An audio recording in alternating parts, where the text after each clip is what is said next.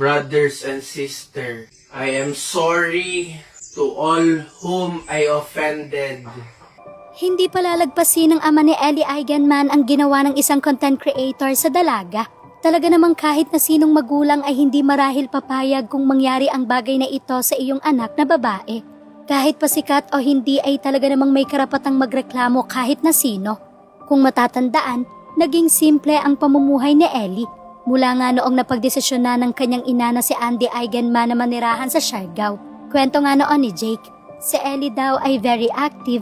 Lalo na kapag nasa Siargao siya dahil lagi daw itong nasa beach or nagbabike. Makikita nga rin sa ibang kumakalat na larawan noon ni Ellie na hindi ito maarte lalo na sa mga kaibigan.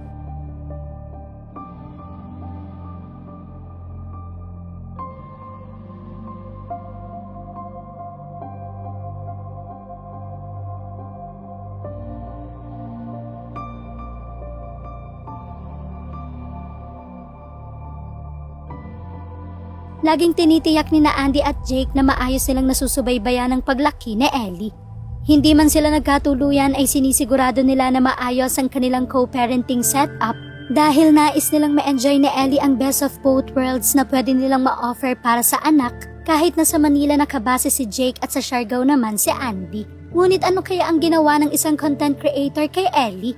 Pinalaga ni Jake Ejercito ang ginawang pag-video ng isang vlogger sa kanyang anak na si Ellie Eigenman sa Facebook post ni Jake. Sinabi nitong pinag-iisipan na niya ano ang pwedeng maging legal na aksyon laban sa vlogger na binivideohan si Ellie. Ang vlogger ay isang Christ Bryant at bagamat sinabi ni Jake na na-delete na ang video ni Ellie ay makikita pa rin ito sa TikTok account ng naturang vlogger. Sa video, nakangiti naman si Ellie pero kalaunan ay nahiya ito at nagtakip na ng muka. Hindi naman ito nagustuhan ni Jake dahil minor de edad pa lamang ang kanyang anak at hindi dapat isinasama sa mga ganitong video ng walang pahintulot. This influencer filmed Ellie without her consent. She did not want to be in his video, let alone be posted by him. Agad namang tumugon ang publiko at na-delete rin ang controversial na video. Cloud chasing should never come at the cost of someone's privacy. Please report this reel. Ayon kay Jake.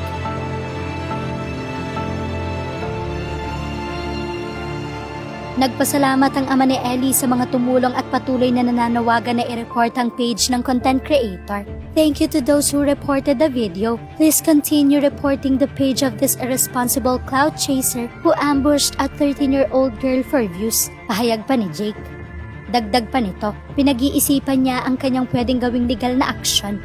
I'm now in the process of exploring legal options. Ani Jake.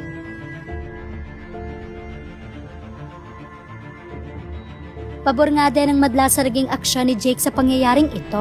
Turuan mo ng leksyon yan, Jake. As a dad, I understand why you are pissed. Oops, you've crossed the line, brother. Kahanap ka katapat. She's a minor.